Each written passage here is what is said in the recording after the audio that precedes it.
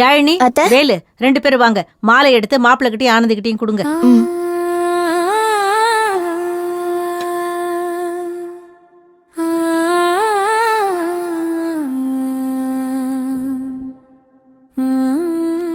ஆனந்தி மாப்பிள்ளை 2 பேரும் மாலைய மாத்திக்கிட்டு சபைய கும்பிட்டுட்டு உட்காருங்க. அழகனின் அழகாம் ஆனந்திக்கு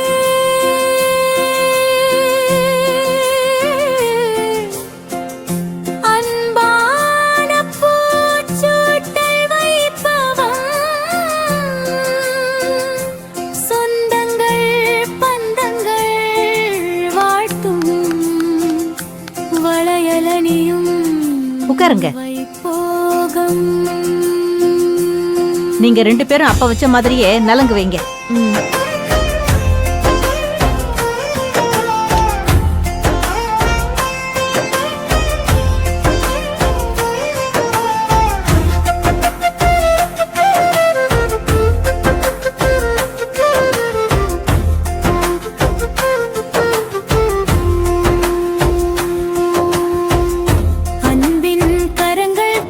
யாழினி, அந்த பூவை எடுத்து ஆனந்தி தலையில வச்சு விடு.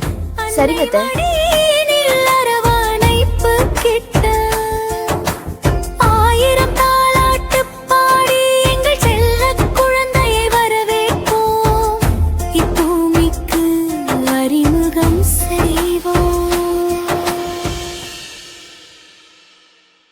மாப்பிள்ளைக்கெல்லாம் பூ இல்லையா? மாப்பிள்ள ஒரு பூ எடுத்து உன் காதுல வச்சுக்கோ. கல்யாணம் ஆனாலே காதுல பூ வச்சுக்கிட்ட மாதிரிதான். இருந்தாலும் பரவாயில்ல.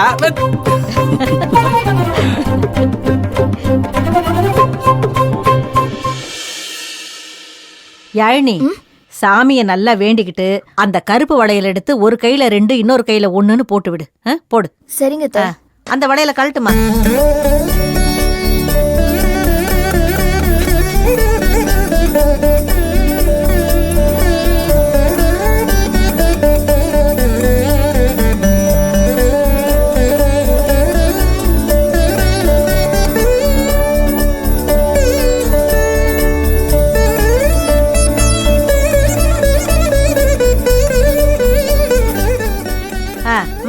அப்படியே எல்லாரும் வரிசையா வளையல போட்டு விடுங்க. ஒரு கையில ஒத்த படையில இருக்கணும், இன்னொரு கையில ரெட்டை படையில இருக்கணும். போடுங்க. அத்தை,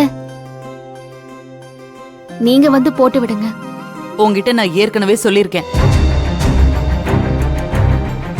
இதெல்லாம் நான் செய்யக்கூடாது. மத்தவங்களுக்கு தான் இதெல்லாம் தெரியாது. சின்ன பசங்க, நீங்க பெரியவங்க தானே, உங்களுக்குமா புரியாது? மத்தவங்கள போட சொல்லுங்க.